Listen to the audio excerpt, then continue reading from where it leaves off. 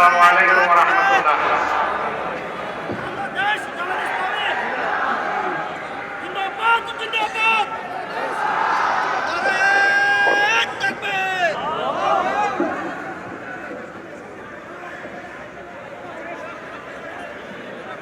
আসসালামু আলাইকুম ওয়া রাহমাতুল্লাহ।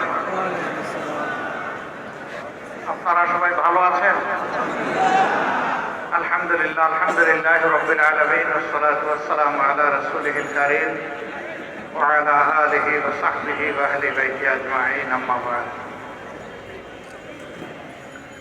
বাংলাদেশ জামাত ইসলামী মিরপুর থানা শাখার উদ্যোগে আয়োজিত আজকের শীত উপহার বিতরণ উপলক্ষে এই সমাবেশের সম্মানিত সভাপতি,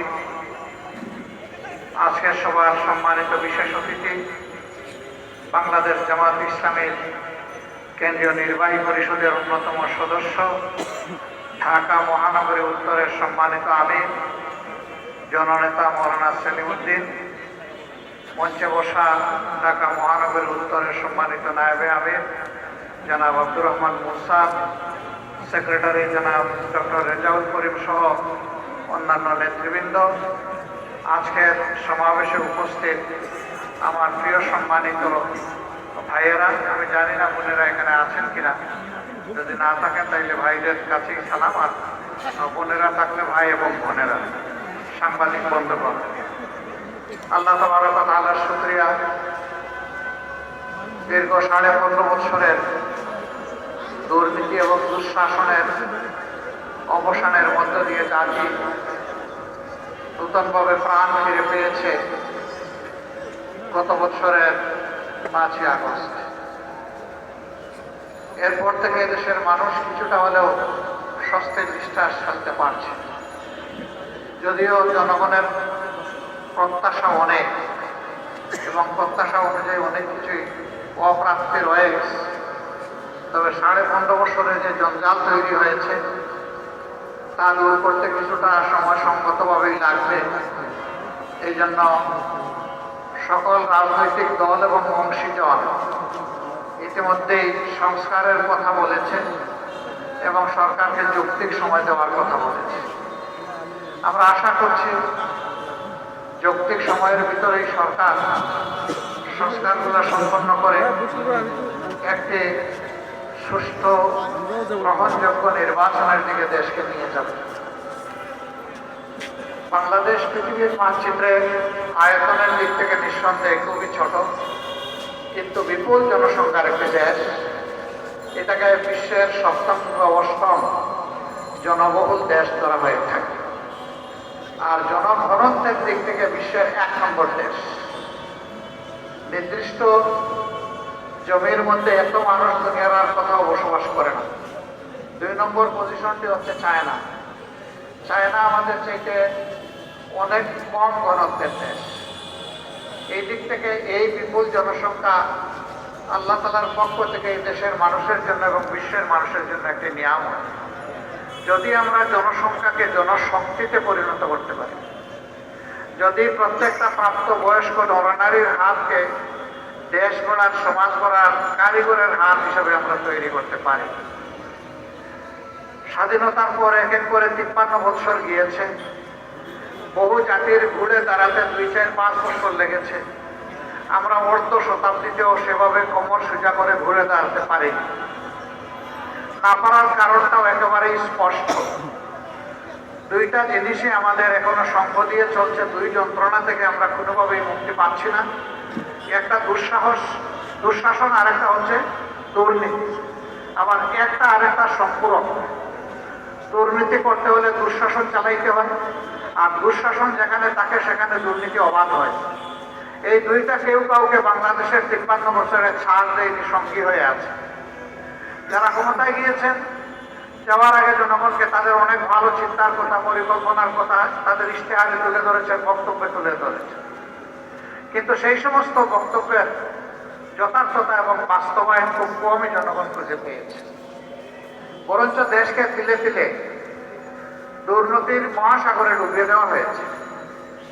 বিগত সরকারের সময় এটা ভয়াবহ রূপ ধারণ করেছিল, যার করাল গ্রাসে গোটা বাংলাদেশ আর জনগণ হয়েছিল সবাই তার ক্ষতির শিকার। যার কারণে জুলাই মাসের 1 তারিখ থেকে 36 জুলাই ঘোষণা হয়ে, যেটাকে অর্থাৎ 5ই আগস্ট পর্যন্ত এদেশের আপামর জনগণ, শিশু, নারী পুরুষ, আবাল বৃদ্ধ বনিতা সকলে রাস্তায় নেমে এসেছে। কারণ সবাই ছিল ভুক্তভোগী, সবাই ছিল মজলুম, মুষ্টিমেয় কিছু মানুষ ছাড়া, যারা আপামর জনগণকে কষ্ট দিয়েছে, নির্যাতন করেছে, জুলুম করেছে, খুন করেছে, গুম করেছে, সম্পদ লুণ্ঠন করে নিজেদের কপাল গড়েছে, বিদেশের মাটিতে পাচার করেছে এবং মানুষকে জেল জুলুম অত্যাচারে একদম জর্জরিত করে তুলেছিল। অসংখ্য মানুষকে শুধু খুন করে নাই, তারা অসংখ্য মানুষকে জীবনের তরে পঙ্গু করে দিয়েছে। এমনকি ক্ষমতার শেষ দিন পর্যন্ত তারা এই কাজটা করেই গিয়েছেন। যে কোনো মূল্যে গদি তাদের থাকতেই হবে, জনগণ মরুক কিংবা বাঁচুক। সরকার তো জনগণের জন্য, কিন্তু তাদের থিওরি ছিল সরকারের জন্য জনগণ। সরকার ঠিক থাকলে দেশ ঠিক আছে, জনগণ ঠিক আছে, সরকার নাই, কিছুর দরকার নাই, এরকম একটা বেপরোয়া ভাব তাদের মধ্যে ছিল। যার কারণে তাদের বিদায়টা সম্মানজনক হয়নি। রাজনীতিতে এরকম অসম্মানজনক বিদায় দুনিয়ায় খুব কমই হয়েছে, কিন্তু যেখানে হয়েছে তারা কিন্তু আর ফিরে আসতে পারে। এখানেও জনগণকে যে পরিমাণ কষ্ট তারা দিয়েছেন, বিশেষ করে আমাদের যুব সমাজের সামনে যেভাবে তারা বন্দুক আর মুগর নিয়ে দাঁড়িয়ে গিয়েছিলেন, এই যুব সমাজ যতদিন বেঁচে আছে তারা এই অপকর্মকে ভুলবে না এবং তারা ক্ষমাও করতে পারবে না। কারণ তুচ্ছ একটা দাবি নিয়ে তারা রাস্তায় নেমেছিল। সেই দাবিটা দমন করার জন্য সরকার খুব অমানসিকভাবে তাদের উপর নির্যাতন করে 2000-এর কম বেশি মানুষকে খুন করেছে। তাদের সকলেই ছাত্ররা, তাদের মধ্যে শ্রমিক আছে, ক্ষুদ্র দোকানদার, ব্যবসায়ী আছে, সাধারণ মানুষ আছে, বিভিন্ন মানুষ এখানে ক্ষতিগ্রস্ত হয়েছে, এমনকি কুলের শিশু রিয়াও আছে। তো এই আবু সাইদ থেকে শুরু করে রিয়া পর্যন্ত যারা মারা গেলেন, তারা কি দোষ করেছিল এই সরকারের? এমনকি এতটা তারা কঠিন হয়ে উঠলেন যে শুধু জমিনের বাহিনীগুলোকেই নয়, আকাশে বাহিনী পাঠিয়ে আকাশ থেকেও গুলি করে তারা মানুষ খুন করলেন।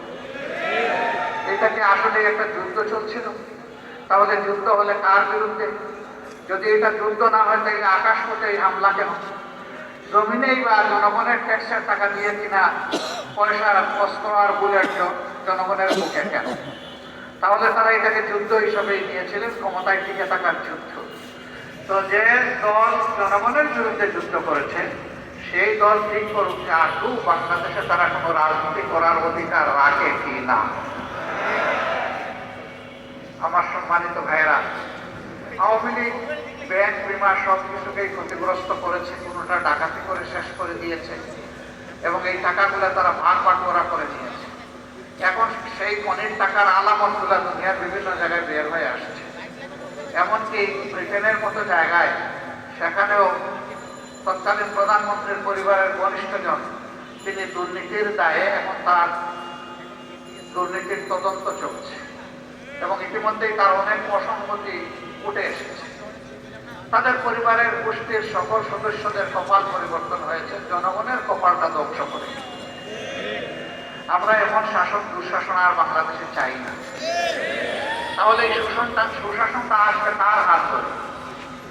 সুশাসনটা আসবে ওই মানুষগুলার অথবা দলের অথবা দল সমূহের হাত ধরে, যারা ব্যক্তিগত জীবনে পরিচ্ছন্ন থাকার চেষ্টা করে, যারা নিজেরা অন্যায় অপরাধের সাথে সামাজিকভাবে সম্পৃক্ত হয় না, যারা মানুষের কাছ থেকে চাঁদাবাজি করে না, যারা ফুটপাত থেকে শুরু করে বিভিন্ন এটা সেইটা সবগুলার দখল দূর করে নেয় না এবং জনজীবনের উপর অভিশাপ চাপিয়ে দেয় না, যারা মামলা বাণিজ্যও করে না, হ্যাঁ নিজে আক্রান্ত হলে, ক্ষতিগ্রস্ত হলে সত্যের তথ্যের ভিত্তিতে তারা মামলা করার অধিকার রাখে এবং প্রত্যেকটা মানুষের সেই নাগরিক অধিকার আছে। যারা এইভাবে দেশের সম্পদকে নিজেদের কাছে আমানত মনে করবে, নিজের সম্পদ মনে করে হাত বাড়াবে না, এই দেশ কেবল তাদের হাতেই নিরাপদ হবে, অন্য কারো হাতে নয়। এরকম কার হাতে হবে? এই দেশে অতীতে যারা দেশ শাসন করেছেন জনগণ তাদেরকে দেখেছেন।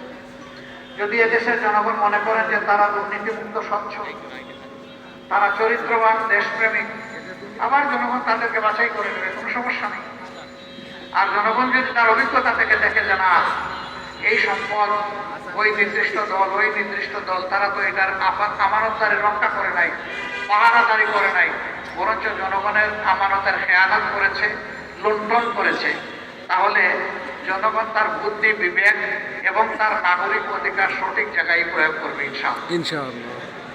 আমি এটা বলছি না যে আপনারা একমাত্র দল জামাত ইসলামীকেই বেছে নেন, আপনারাই বেছে নেন কে হবে সেই দল অথবা কারা হবে সেই দল।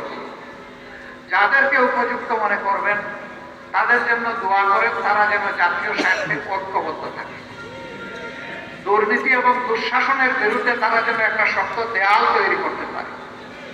তারা যেন জনগণের পাশে দাঁড়িয়ে ব্যবসায়ীকে বলে, ভাই তুমি ব্যবসা করো, আমরা তোমার ব্যবসায় কোনো চাঁদাবাজ যাতে না আসতে পারে তার জন্য তোমার পাশে থেকে আমরা লড়াই করব। একজন কৃষক সে যেন মাঠে ফসল ফলাতে গিয়ে এটুকু নিরাপত্তা অনুভব করে যে আমি আমার দেশকে আমার সমস্ত সামর্থ্য উজাড় করে দেব, দেশ যেন আমার পাশে থাকে। সরকার যেন আমার বিপদে আমাকে সাহায্য করে, আমাকে যেন রাস্তা দেখায়, আমার উৎপাদনের জন্য সরকারও অংশীদার হবে। কৃষকের মনে সেই আস্থা তৈরি করতে হবে। একজন শ্রমিক যখন কাজ করবেন তখন তিনি যেন তার শ্রমের ন্যায্য প্রাপ্তিটা বা মূল্যটা সঠিক মতো পান, এইটা নিয়ে যেন কোনো টাল বাহানা করা না হয়। আবার মালিক যিনি বিভিন্ন ব্যবসা অথবা ইন্ডাস্ট্রি গড়ে তুলেছেন তিনিও যেন এই নিরাপত্তাটুকু অনুভব করেন যে চাঁদাবাজরা যখন তখন এসে তার উপরে হামলা চালাবে না, অভিযান চালিয়ে তাকে বিব্রত করবে না, তার উপরে জুলুম করবে না, তাকে শোষণ করবে না। এবং তিনি যেন মনে করেন যে আমার শ্রমিকদের হাত নেতা যদি ঠিক থাকে তাহলে আমার কলকারখানা ঠিক মতো চলবে। যদি আমার শ্রমিকরা সন্তুষ্ট না হয়, তাদের ন্যায্য পাওনা আমি তাদেরকে না দেই, আমি যদি তাদের ক্ষতি করি, ঠকিয়ে নেই, তাহলে আমি ঠকাবো এবং আমার এই ব্যবসাও ধ্বংস হবে, আমার ইন্ডাস্ট্রি ধ্বংস হবে। অতএব মালিক শ্রমিকের মাঝে এইখানে বোঝাপড়া থাকতে হবে, আন্ডারস্ট্যান্ডিং থাকতে হবে ন্যায্যতার ভিত্তিতে। এমন একটা জাস্ট সোসাইটি বা এমন একটা সুবিচারপূর্ণ সমাজ আমরা দেখতে চাই। আমাদের সন্তানেরা শেষ পর্যন্ত একটাই স্লোগান দিয়েছে, উই ওয়ান্ট জাস্টিস। আমরা সমাজের সকল ক্ষেত্রে ন্যায় বিচার চাই, সামাজিক ন্যায় বিচার আমরা দেখতে চাই, কোনো বৈষম্য চাই না। পরবর্তী পর্যায়ে তারা তাদের একটা ব্যানারেরও নাম দিয়েছে বৈষম্য বিরোধী ছাত্র আন্দোলন। তারা বৈষম্য দেখতে চায় না। আমরা কি কেউ বৈষম্য চাই? আমরাও চাই না। আমরাও চাই যে বৈষম্যহীন একটা বাংলাদেশ গড়ে উঠুক। তাহলে সেটা কিভাবে গড়ে উঠবে? সেটা গড়ে উঠবে যারা এ দেশ পরিচালনা করবেন তারা দেশের মানুষকে সম্মান করবেন এবং ভালোবাসবেন। এই কারণে যে মানুষ তাদেরকে বিরল সম্মান দিয়ে বাংলাদেশ পরিচালনার ফ্ল্যাগটা তাদের হাতে তুলে দিয়েছে। সুতরাং তারা মানুষকে অবশ্যই সম্মান করবেন, ইলেকশনের সময় যেমন ইলেকশনের পরে 5 বছর হবে। তারা ফিল করবেন এই মানুষগুলো আমার মতো মানুষকে বা আমার দলের মতো দলকে বাছাই করে নিয়েছে। সুতরাং এই মানুষগুলোর কাছে আমি ঋণী, আমি কৃতজ্ঞ, আমি দায়বদ্ধ। অতএব বাংলাদেশের মানুষ আমার কাছে তারা অত্যন্ত মূল্যবান, মর্যাদার সম্পদ, জাতীয় সম্পদ।